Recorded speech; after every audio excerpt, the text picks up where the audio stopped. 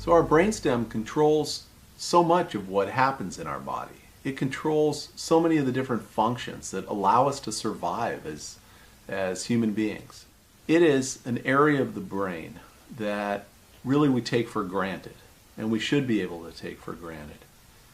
But when it becomes injured through an accident or whatever, the brainstem and the injuries that flow from that can have horrible consequences for us. So we've now had an opportunity to talk about the different lobes of the brain, what the different lobes of the brain control in terms of each of our lives, in terms of all the different aspects of our physical life, of our emotional life, of the way we think, the way we process information, down to issues when we're talking about the brainstem, for example, of just how we swallow food, how our body regulates our temperature.